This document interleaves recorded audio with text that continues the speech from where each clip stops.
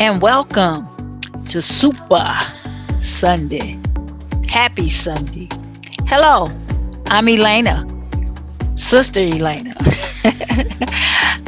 Welcome to Right Direction Church International, Kids Town edition of Children's Church. All right, so I want to welcome you all to a happy February, the year 2022. Just got done with January, so we're on our way in the month of February. They call this the love month, and that's just due to February, to happy, Valentine's Day.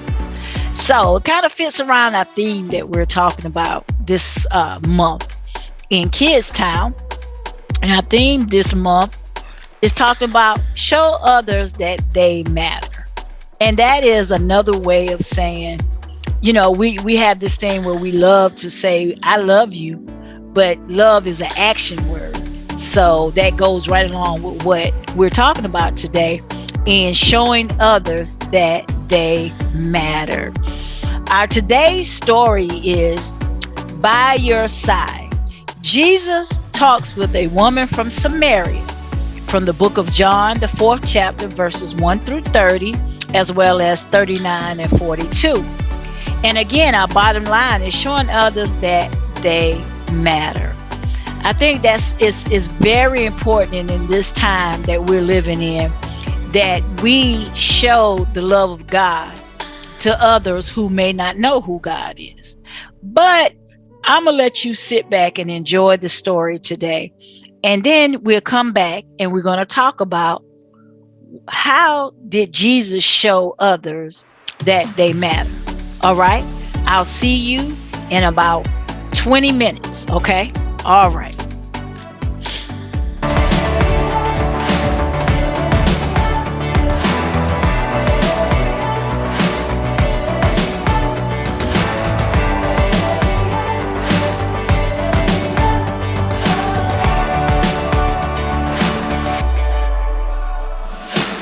So many hearts out there are hurting. So many people who need love. Sometimes I feel a little helpless, like what I have won't be enough. I may not have everything, but what I have I'll share with you. 'Cause what real love would ask of me is that I show real love to you. Sometimes the greatest gift that someone can receive is to know they're not alone,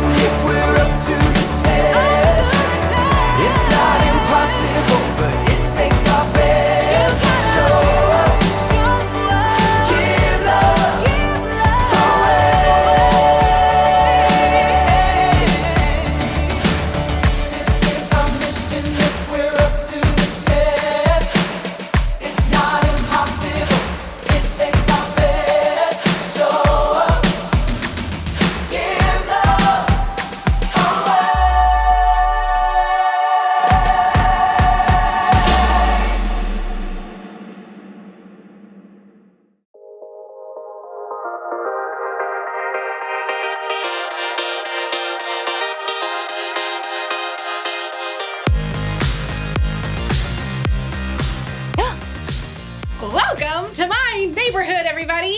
My name is Erica. How about a little stroll around my block? Yay! Hi, everyone!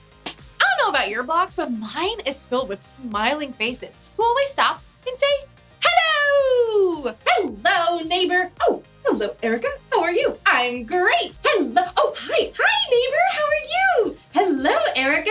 I'm great. Hello. Hi. With so many people around, it's important to know how to show compassion. Compassion is caring enough to do something about someone else's need. Because sometimes behind the smiling faces of the people you meet, there are people who have needs, people who have problems, people who feel invisible. It's true. There are people who sometimes feel like nobody sees them. I mean, think about it. Have you ever asked the person who delivers the mail how their day is going? Have you ever said thank you to the person who collects the garbage? Those are kinds of things I forget. Sometimes I overlook people like they're invisible. In today's story, we'll hear about a woman from Samaria who'd been overlooked a lot until Jesus really saw her. Sorry, you two. I promise I will do better. I see you. I'm talking to toys. Wish I wasn't visible right now. The Bible. It's 66 books of history, stories, letters, and poetry that fit together to form God's one big story. The epic adventure of how He created us and loves us so much that He made a way to rescue us. As we travel through the Bible, from Genesis to Revelation, we discover people who met God and found their lives changed forever. Now, for an amazing story, inspired by the book of John, chapter 4, verses 1 through 42. There had been trouble between Jews and Samaritans for hundreds of years. Samaritans worship God differently. They believed different things. They talked differently. In fact, Jews thought it was a sin to spend any time with a Samaritan. So when the road branched and Jesus took the road towards Samaria, his friends were probably shocked. Whoa! Slow your roll. Hardly anyone takes this road. But Jesus didn't slow down.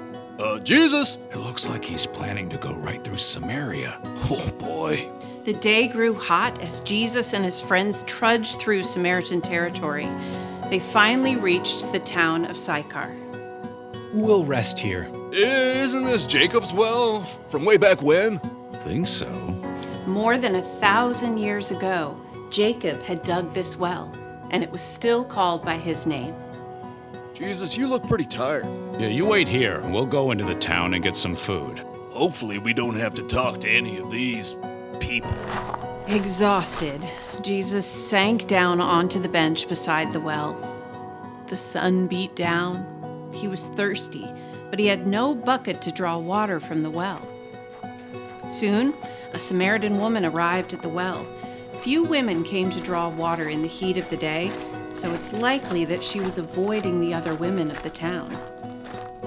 When she saw Jesus, the woman stopped and looked away.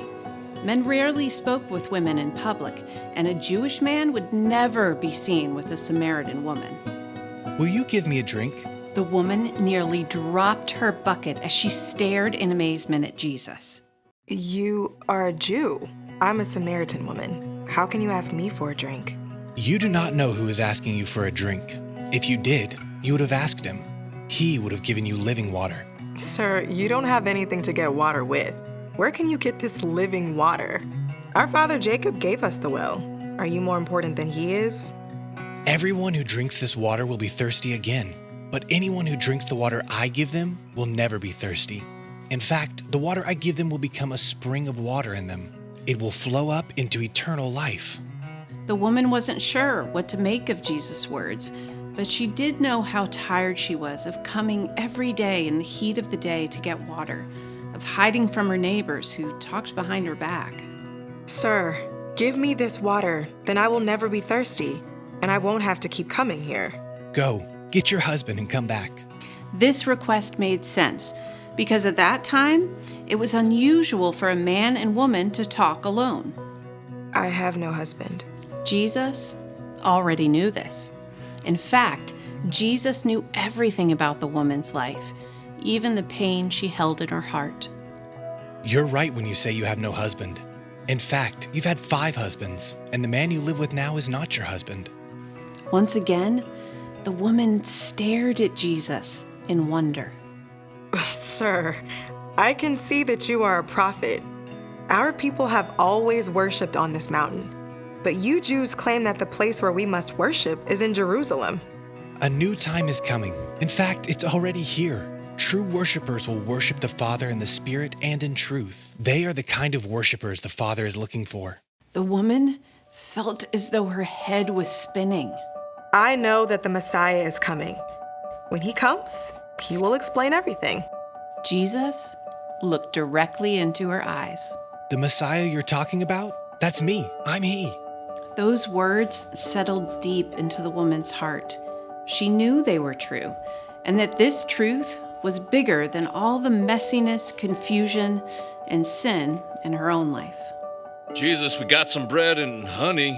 Oh, and we forgot to leave you the water jar. Jesus' friends had returned, but they stopped when they saw the Samaritan woman. I was just going. The woman was so excited by what she'd experienced that she ran back into town, leaving her water bucket behind. Instead of hiding from her neighbors, she shared her news with everyone she could find. Come, see a man who told me everything I've ever done. He knows everything about me. Could this be the Messiah? The villagers of Sychar listened to the woman. They came to see Jesus and begged him to stay.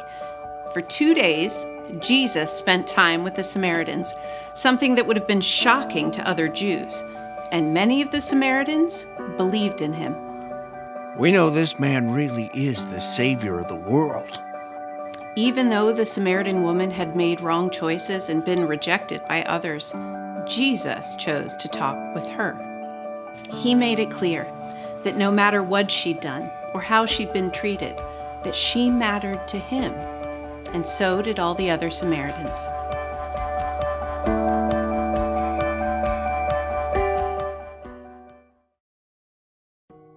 The woman from Samaria was probably overlooked for much of her life, partly because of the choices she'd made, partly because of where she was born. But Jesus didn't overlook her. He truly saw her, and by talking with her, he showed her that she mattered. She wasn't invisible to Jesus. We should show people they matter too, especially people who are sometimes forgotten or overlooked. You and your mom or dad could ask them about their day. Hello, friendly mail carrier. How is your day going? So good. Thanks for asking. How about you? You can show someone they matter by introducing yourself if you've never met. Hello, chef. Oh, hello, Erica. So nice to meet you. You as well. Or you can help someone out without being asked. Sometimes all you need to do to show someone they matter is to say thank you.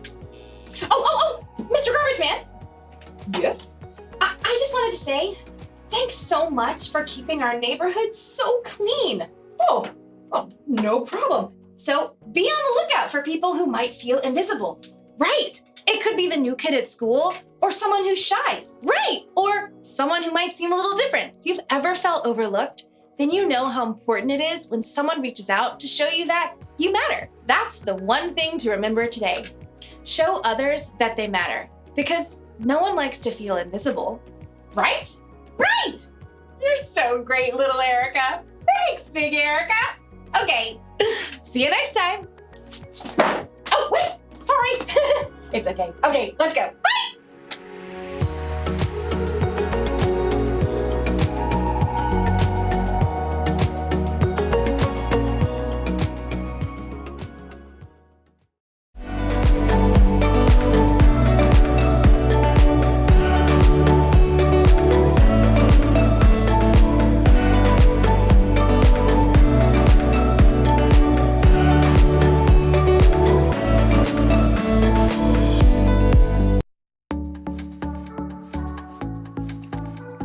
Hello, and welcome back.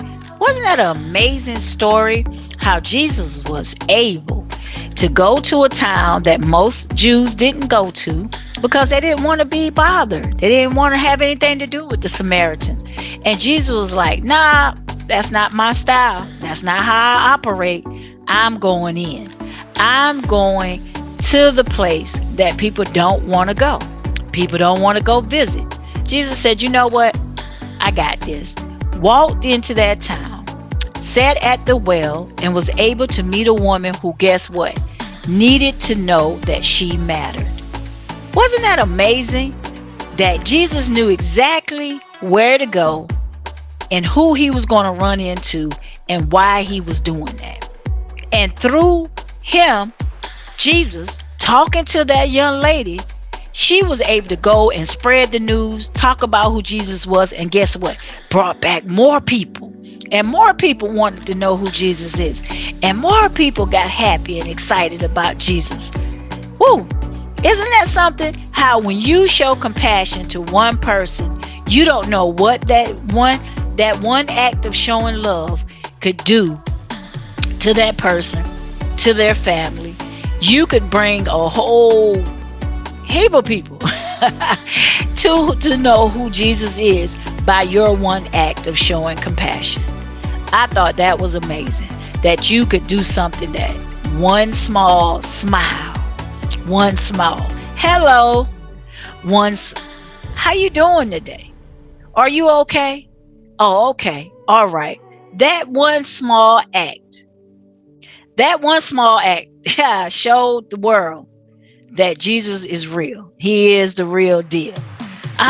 So let's get to our monthly memory verse. Let's put that back in the show. It says that the Lord has shown you what is good.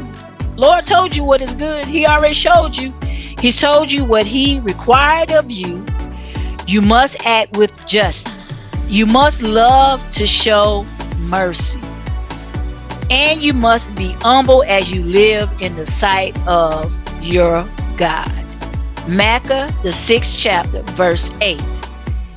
Compassion is an act of showing mercy. Compassion is showing that I know who Jesus is. Now let me help you understand who he is by how I treat you. I want to be treated. I'm going to treat others how I want to be treated. Let me get that right. So therefore, I'm going to show compassion. I'm going to show mercy. And I know that you can do it too. So this week, let's work on that compassion piece. Let's work on showing others that they matter. Now I know you can do it because I can do it. You can do it. All right. So for those of you who have never accepted Jesus Christ into your life, well, this is your opportunity to accept Jesus Christ as your Lord and Savior. How do I do that, Miss Elaina? All you do is make the confession. Say, I believe that Jesus Christ, the Son of God, died for me. He died just so that I could have a right to the tree of life. So I believe in him. I really do, within my heart. And I'm making this confession today to let him know that I believe in him and he's in my heart. If you said that today, guess what?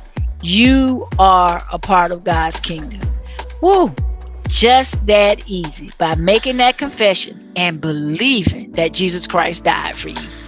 All right, so let's have a great week. Let's make sure that we show others that they matter.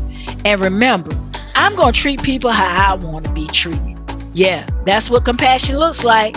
And it's not a word factor. It's an action. Put it in action, you all, today.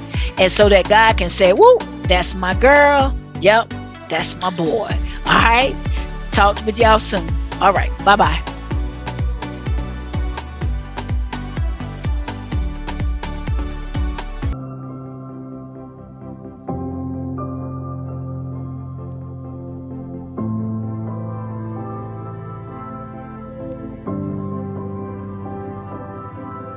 Beloved, if God so loved us, we also ought to love, love, love, love one another, love, love, love, love one another,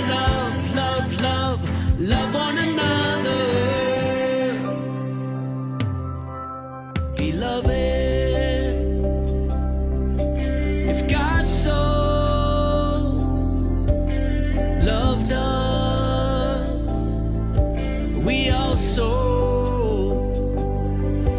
ought to love, love, love, love one another, love, love, love, love one another, love, love, love, love one another.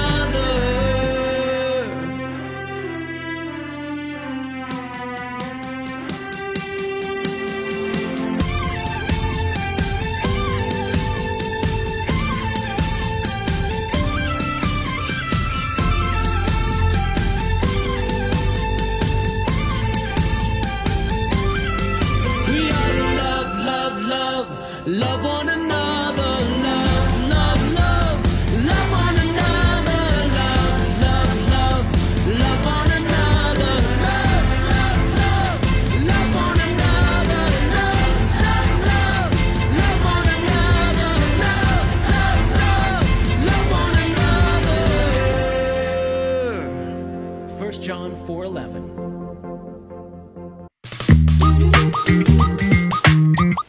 Well, howdy! I sure am glad to bump into y'all. I thought I was lost down here all by myself. These old mine train tracks run all through here like spaghetti. Ain't no way to be remembering where all the tracks go. That's why we done made ourselves a system using none other than the books of the good book. I'm talking about the Bible. Now, my memory ain't what it used to be, so I'ma need your help to get us out of here. Every time these old tracks cross, we stuck ourselves a sign with the name of 2 books of the Bible on it. One will be from the Old Testament, and the other will be from the New Testament. To help us get out of this old mine, make sure to lean toward the sign with the Old Testament book. But if y'all lean toward the sign with the New Testament book, this old train car will just end up even deeper in this mine. Jeepers, no! I'll be keeping a handle on these old rusty brakes so we don't go flying off the tracks. Alrighty, let's go to it then. Here's our first sign. Which of these books is in the Old Testament? Exodus or Luke? Remember, raise your hands and lean towards the sign with the Old Testament book so we can get this old mine car headed in the right direction.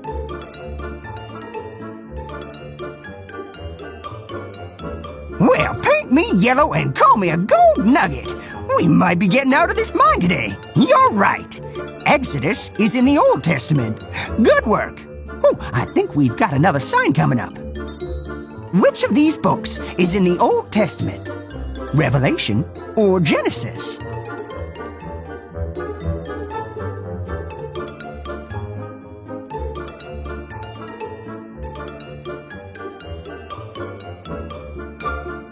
Well, dip me in ketchup and call me a corn dog. You're right. Genesis is in the Old Testament. Well done. Now, hang on tight. Here comes the next sign. Which of these books is in the Old Testament? Philippians or Proverbs?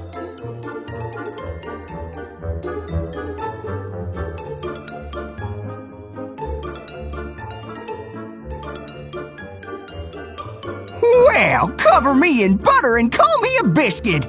You're right. Proverbs is in the Old Testament. Good job. Ooh, I think I see our next sign up ahead. Which of these books is in the Old Testament? Deuteronomy or Colossians?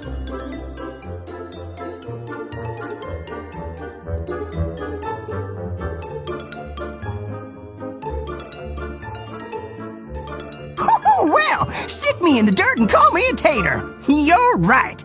Deuteronomy is in the Old Testament. Way to go. Ooh, I think we're getting close to getting out of here.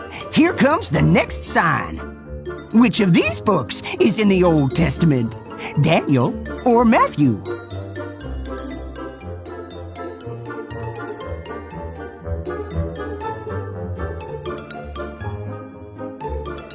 Well, smother me in syrup and call me a waffle. You're right.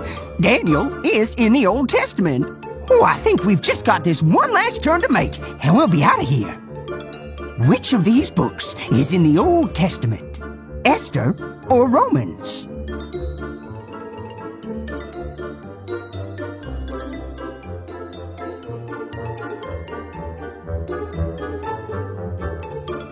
Well, put me in a pot and call me a stew. You're right. Esther is in the Old Testament. Woo-hoo! I'm happier than a flea in a pet store. You guys did it. You remembered your books of the Bible and got us out of that old mine. Much obliged for your assistance. Now, if you'll excuse me, I'm gonna get some lunch at the Gold Spur. I hear they make a mean corn dog, biscuit, potato, and waffle stew. My favorite. Yeehaw! Today I want to talk to you about a woman named Maya Angelou. Maya Angelou was an award-winning poet and civil rights activist who used her art and gift to speak to others. Maya Angelou was born on April 4th, 1928 in St. Louis, Missouri. When it comes to making history, Maya Angelou is known for becoming the first African-American best-selling author with her memoir, I Know Why the Caged Bird Sings. Also in 1971, Angelou published the Pulitzer Prize-nominated poetry collection, Just Give Me a Cool Drink of Water 'Fore I Die.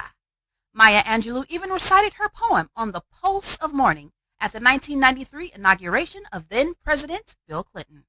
Maya Angelou died on May 28, 2014, and I hope you enjoyed learning about a strong woman, poet, activist named Maya Angelou. Hi everyone, hope you guys are having an awesome day. Happy Sunday to you. This week's lesson is about showing empathy and compassion for other people. So this week's challenge, of course, is going to be about doing just that. How do you show empathy towards your friends? Well, if they're excited about something great that happened to them, be excited with them. Show your excitement to them. Be happy about whatever it is that they're happy about. Don't be jealous. And if you have someone who's feeling a little bit sad, maybe sit down, ask them, hey, why are you feeling sad today? Whatever the case, be empathetic to others. Show compassion to them because that's what God does to us. He shows us compassion. So we should return the favor to our friends. Hope you guys continue to have a great day. Love you guys. See you soon. Bye.